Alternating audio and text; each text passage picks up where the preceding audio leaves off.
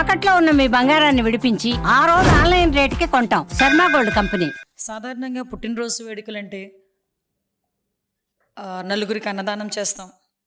లేదు మన నాయకుల పుట్టినరోజు అంటే ఎక్కడైనా రోగులకి పళ్ళు, అదేవిధంగా రొట్టెలు పంచటం, లేకపోతే ఎక్కడైనా కొంచెం అన్నదానం చేయటం, ఎక్కడైనా గుళ్ళోకి వెళ్ళి పూజలు చేయించి అతనికి ఆయురారోగ్యాలు ఇవ్వాలని చెప్పి పూజలు చేయటం, లేకపోతే ఇంకొంచెం ముందుకెళ్ళి ఎవరికైనా రోగులకు ఉపయోగపడేటట్టుగా రక్తదానం చేయటం, ఇలాంటివన్నీ జనరల్గా మానసికంగా కరెక్ట్గా ఉండేవాళ్ళు చేసే పని.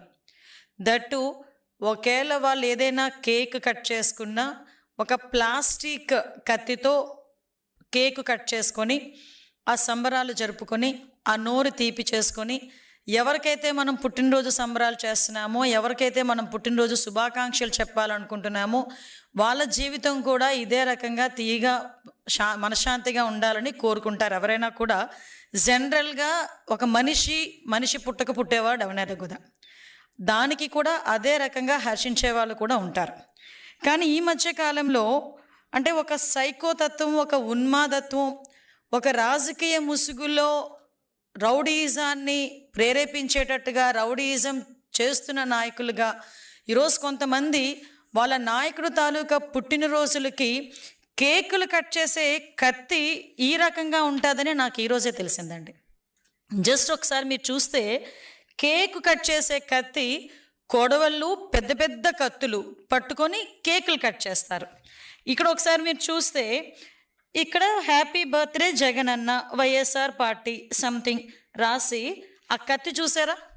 ఈ కత్తి ఒక్కసారి కేకు కట్ చేసుకునే కత్తి అండి. అది కేకు ఇలాంటి కత్తులతో చూసి కేక్ కట్ చేస్తూ ఒక రకంగా చేయటం ఒక ఎత్తు అయితే, తిరిగి అదే కత్తితో జంతు బలి చేసి ఒక మూగజీవాల ఉసురు తీసుకోవటమే కాకుండా దాన్ని బేస్ చేసుకొని ఇలా రక్తాన్ని తీసుకెళ్ళి వాళ్ళ నాయకుడు తాలూకా ఫ్లెక్సీలో ఫోటోలకి అభిషేకాలు చేసి రప్పారప్పమని నరుకుతాం, 2029లో ఇదే రిపీట్ అవుద్ది అని చెప్పి స్లోగన్లు ఇచ్చుకునే పరిస్థితి. అంటే దీన్ని చూస్తూ ఉంటే మానవత్వం ఎటువైపు వెళ్ళిపోతుంది అన్నది ఒక పక్క అయితే, అంటే రాజకీయాన్ని అధికారం కోల్పోయిన తర్వాత కూడా రాజకీయ ముసుగులో రౌడీయిజం చేస్తూ ప్రజల్ని ఏ విధంగా భయభ్రాంతులను చేస్తున్నారు అన్నది ఒక యాంగిల్ అయితే, రాష్ట్ర అభివృద్ధికి ఆటంకం కలిగించడానికి ఎంతవరకైనా దిగజారుతున్నారు, ఎంత నేరాలు చేయటానికైనా వీళ్ళు వెనకాడట్లేదు అన్న విషయాన్ని గురించి కూడా ప్రజలు అర్థం చేసుకోవాల్సిన అవసరం ఉంది. నిజంగా వాళ్ళు జంతు బలులు చేసి మేకల తలలు నరికి వాళ్ళే పోస్టులు సోషల్ మీడియాలో పెట్టుకునే స్థాయికి వాళ్ళు దిగజారిపోయారంటే వాళ్ళు ఎంత ఉన్మాదుల్లా తయారవుతున్నారు, వాళ్ళు ఉన్మాదుల్లా వాళ్ళ నాయకుడు ఎలా తయారు చేస్తున్నాడు అన్న విషయాన్ని కూడా ప్రజలు గ్రహించాల్సిన అవసరం ఉంది.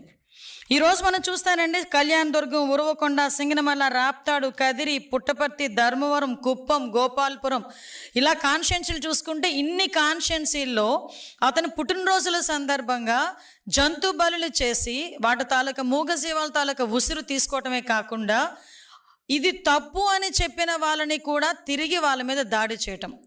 ఒక గర్భిణి అండి, నిజంగా గర్భం దాల్చారు అంటేనే ఆ కుటుంబంలోని ఆ ఆడబిడ్డని అపురూపంగా చూసుకుంటారు. ఎవరైనా కడుపుతో ఉన్న పిల్ల మనకి కనిపిస్తే బస్సులో కనిపించినా లేచి ఒక సీట్ ఇచ్చే సంస్కృతి. ఆ అమ్మాయి నుంచొని వెళ్తుంది అంటే అమ్మ ఓ దగ్గర కూర్చో అమ్మ అని ఆ గర్భిణీ స్త్రీకి గౌరవం ఇచ్చే పరిస్థితి. అటువంటి గర్భిణీ స్త్రీ అక్కడ బయట వాళ్ళు సంబరాలు చేసుకుంటూ ఇష్టానుసారంగా క్రాకర్స్ కాలుస్తూ ఉంటే ఆ అమ్మాయికి కొంచెం గాబరా అనిపించి కొంచెం దూరం వెళ్ళి మీ సంబరాలు చేసుకోండి అని చెప్తే కడుపు మీద కాలితో తన్నేడంత ఉన్మాదం ఉన్నదంటే ఈ రోజుకి ఆ నాయకుడు నోరు ఇప్పట్లేదంటే జనాలకు ఎటువంటి మెసేజ్ వెళ్తుందో ఒక్కసారి ప్రజలు కూడా మనం ఆలోచన చేసుకోవాల్సిన అవసరం ఉందండి. ఈరోజు ఎక్కడో ఏదో మారుమూల గ్రామంలో తెలుసో తెలియకో ఎవడో ఇలా నరికేడు ఇలా చేసాడు అంటే మనం వాడు ఎందుకు చేశాడు అన్న దాని మీద ఎంక్వైరీ చేసుకోవచ్చు. కానీ చూస్తే సుమారుగా 10 నియోజకవర్గాలకి పైన ఈరోజు ఇదే పందాలో ఒకే రోజు ఒకే తరహాలో ఇలాగే జంతుబలులు ఇచ్చి రక్తాభిషేకాలు చేస్తూ ఉంటే ఇది వెనకాతల జగన్మోహన్ రెడ్డి దగ్గర నుంచి వచ్చిన ఒక పిలుపు అని అనుకోవడంలో తప్పే ఉంది. ఎందుకనంటే ఈరోజు చూస్తూ ఉంటే వాళ్ళ తాలూకా నాయకులేమో పెద్ద పెద్ద కత్తులు తీసుకొచ్చి కేకులు కట్ చేస్తారు. వాళ్ళ తాలూకా కార్యకర్తలేమో రౌడీలు మాదిరిగా రోడ్డు మీదకి వచ్చి జంతు బలులు చేసి రక్తాభిషేకాలు చేసి మేము 29లో మేము వస్తే ఈ రకంగా నరుకుతామని బహిరంగంగా చెప్పడమే కాకుండా ఫ్లెక్సీలు వేస్తున్నారు. అయినా కూడా ఎక్కడ ఎవరు కూడా ఇది తప్పు అని చెప్పే పరిస్థితులు వాళ్ళకి కనిపించట్లే. ఒక గర్భిణీ స్త్రీ మీద చేయి చేసుకున్నాడు, కడుపు మీద కాలుతో తన్నాడని కేసు పెడితే ఇంకొక వైసీపీ నాయకుడు బయటకు వచ్చి అతను జనసేన నాయకుడు అని చెప్పి దాన్ని తీసుకొచ్చి రాజకీయం చేయడానికని చెప్పి ప్రయత్నం చేసే పరిస్థితి.